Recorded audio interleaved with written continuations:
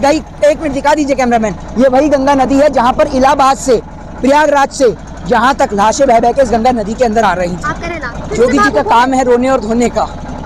जिस इंसान पे मुद्दे नहीं होते हैं वो रोता ही है, कभी सदन में रोता है, कभी जनता के बीच में रोता है। मोहम्मद फैसल की टिकट हो जाती है लेकिन कमल की टिकट नहीं होती, तो मोहम्मद फैसल अपनी माँ को फोन करके कहता है कि माँ मैं घर नहीं आ सकता क्योंकि अभी मेरे भाई कमल की टिकट नहीं हुई है, अगर टिकट होगी तो हम दोनों साथ आएंगे, नहीं तो यहीं साथ में। लेकिन मोदी जी हम आ चुके बनारस की धरती पे। कैमरामैन से कहूंगी पहले दिखाए ये जो बनारस की गंगा जी, जहां मोदी जी लगातार आते हैं और बयानों में कहते हैं गंगा माँ ने बुलाया है, और वहीं बनारस की धरती पर मोहित शर्मा भी है और उसी बोट में ही खड़े हैं, गंगा जी के बीच में है मोदी जी भी यहीं आते हैं और आज आप भी आ गए। सबसे पहले तो मैं इस माँ गंगा को, इस बनारस की पवित्र भूमि को प्रणाम करूंगा और इस भूमि पर हर हर महादेव और अल्लाह अकबर के साथ अपनी वाणी की शुरुआत करूंगा। हर हर महादेव इसलिए कि ये भूमि है भगवान काशी विश्वनाथ की, ये भूमि है इस देश के अंदर बिस्मिल्लाह खान की, तो इसलिए काशी विश्वनाथ की है तो हर हर महादेव और बिस्मिल्लाह खान की है तो अल्लाह अकबर। और इसके साथ अपनी बात को शुरू करेंगे। आप सवाल रखिए। मोदी जी आते हैं बनारस, आप भी आ गए। बनारस पे किसी का राइट नहीं है मैडम। बनारस इस देश की भूमि है, इस देश का लोकतंत्र सभी को आने जाने, घूमने फिरने, नहाने खाने पीने की आज़ादी देता है, बोलने की आज़ादी देता है, राइट टू स्पीच और राइट टू फ्रीडम की आज़ादी देता है। किसी को रोकता नहीं है इस देश का लोकतंत्र, और इसी खूबसूरती का नाम लोकतंत्र है। क्या लगता है आपको 2022 के चुनाव में? 2022 का चुनाव मुद्दों पे लड़ा जाएगा। शिक्षा, स्वास्थ्य, बेरोजगारी और महंगाई के खिलाफ लड़ा जाएगा। आज बनारस हो चाहे उत्तर प्रदेश हो, आज उत्तर प्रदेश लखनऊ से लेकर बनारस तक त्रस्त है। आज उत्तर प्रदेश की जनता बनारस में, गंगा जी में विकास देखिए मोदी जी का विकास, कहते हैं विकास देखिए, कैमरा में दिखाया जो विकास हुआ, दिखा दीजिए विकास, बनारस का विकास दिखा दीजिए विकास। और आपको घाट के किनारे लगवा दूं, घाट के किनारे नाव लगा के दिखा दूं। अभी एक पत्रकार ने रिपोर्टिंग करी है तो अभी उनको दिखाया था घाट पे कितना कूड़ा है। अच्छा, ठीक है ना, तो दूर से विकास मत दिखाइए कि दूर से देखिए वो रही स्मार्ट सिटी, ठीक है ना। स्मार्ट सिटी तो बन गया ना बनारस। देखिए मैं क्या बोल रहा हूँ, अगर कभी कभार इंटरव्यू जनता के मुद्दों पर भी हो ना तो उस पर बहस करना अच्छा लगता है। तो मुद्दे तो है ना, विकास मुद्दा नहीं है क्या? विकास मुद्दा है और इसी के नाम पे चुनाव भी लड़ा जाना चाहिए। मैं बिल्कुल आपसे एग्री करता हूँ। विकास आज के डेट में सबसे बड़ा मुद्दा है। विकास, एजुकेशन, हेल्थ, रोजगार आज के टाइम में सबसे बड़ा मुद्दा अगर कोई है तो इससे बड़ा कोई मुद्दा नहीं है इस देश के अंदर। लेकिन इस देश की सरकारें लोगों को हिंदू और मुस्लिम में इल्झा के रखती है, कोई भी सरकार हो। लेकिन जब से नरेंद्र मोदी एंड कंपनी आई है, सरकार नहीं कहूँगा मैंने, कंपनी कहूँगा। और एक बात मैं योगी जी को बता दूँ कि उत्तर प्रदेश के अंदर सर्दी और बाबा की गर्मी दोनों एक साथ उतरे। कहते तो है बाबा, योगी जी कहते हैं गर्मी उतार देंगे। मैं बोल तो रहा हूँ, उत्तर प्रदेश से सर्दी और बाबा की गर्मी दोनों एक साथ जाएंगे। देखिए ना, योगी जी हैं और आज आपने भी तिलक लगा रखा है। तिलक मेरा धर्म है, तिलक मेरी संस्कृति है। योगी जी के आने से पहले भी राम और कृष्ण थे। नरेंद्र मोदी और योगी से हिंदू धर्म का इतिहास नहीं है। हिंदू धर्म नहीं, सनातन धर्म बहुत प्राचीन धर्म है। तो आप इसकी कंपैरिजन मोदी और योगी से मत करिए। और मेरे मस्तिष्क पे चाहे तिलक लगा हो या ना लगा हो, मैं कर्म से हिंदू हूँ, अपने कर्म से ब्राह्मण हूँ, ठीक है ना। तो योगी जी भी कहते हैं भगवा लहराएंगे। भगवा लहराइए, मना किसने करा है? मना करता है कोई भगवा लहराने से?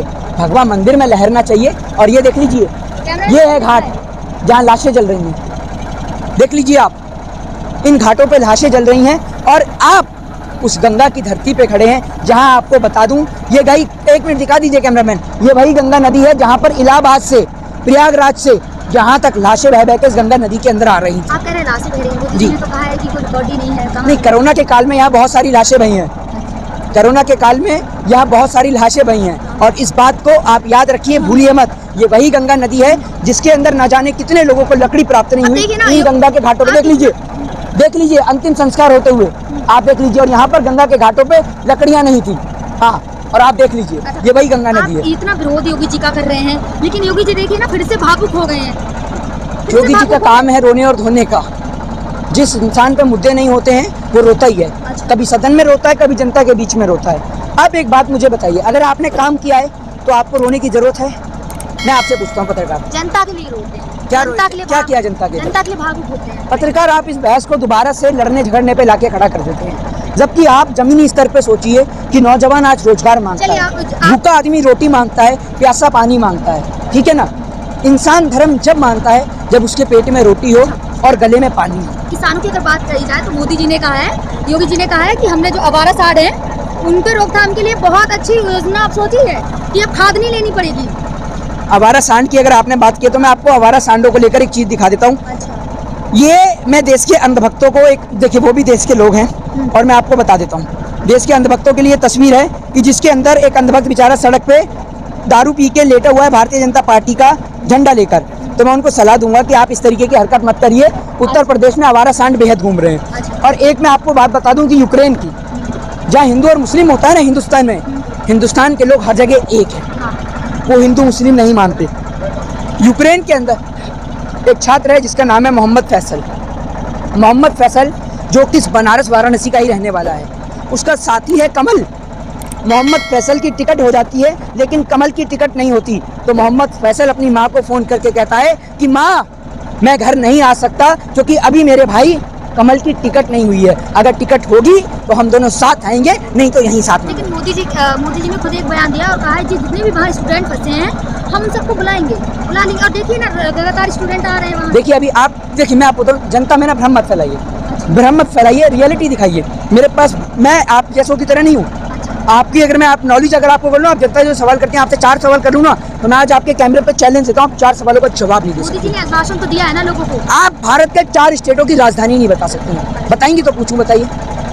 और देखिए चुनाव, आंध्र प्रदेश की राजधानी बताइए। अरे रुक तो दीजिए, आप हिंदुस्तान में रहती हैं, आप बात भटका रहे हैं। बात सुन लीजिए। आपको जैसे मोदी, सुन लीजिए, जैसे आपको मोदी जी की एक चीज़ याद रहती है ना, इतना समय आप देश की हिस्ट्री और इतिहास को देंगी ना, तो आपको हिंदुस्तान के बारे में समझ में आ जाएगा। दूसरे रुक जाइए, आंध्र प्रदेश की राजधानी बताइए। चुनाव पे चर्चा हो रही है। पंजाब की राजधानी बताइए। चुनाव पे चर्चा हो रही है। ऐसी तो स्टेट बताइए जिनकी राजधानी एक जैसी है। एक स्टेट का नाम बताइए जिसकी राजधानी एक जैसी है। चुनाव पे हो रही है। बताइए। चर्चा चुनाव पे हो रही है। सुन लीजिए, मोदी के ज्ञान से अच्छा है कि आप इस देश के बारे में पढ़ें। चर्चा चुनाव पे चुनाव पे चर्चा हो रही है। अरे आप चुनाव पे चर्चा को छोड़िए, आप जनता की रोजी और रोटी पे बात करिए। तो करते कहाँ करती हैं?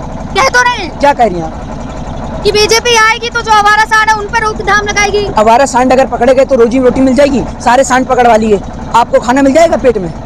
सांड पकड़ने से 5 किलो अनाज दे रहे हैं ना। 5 किलो अनाज, 5 किलो अनाज आपको दूं, आपकी बहन की शादी और आपकी शादी 5 किलो अनाज में हो जाएगी। आपके माँ बाप को बोल देता हूँ, पत्रकार जितने भी हैं इनके 5 किलो, जितने भी पत्रकार हैं सबको 5 किलो अनाज भिजवाऊं।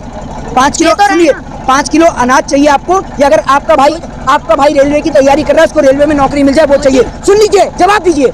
जिसके पास कुछ नहीं है उसके लिए तो उतना अच्छा है ना। अगर आपका भाई अगर रेलवे की तैयारी कर रहा है, उसको रेलवे में नौकरी ना मिले है, और आपको 5 किलो अनाज पकड़ा दिया जाए तो आपको कैसा लगेगा?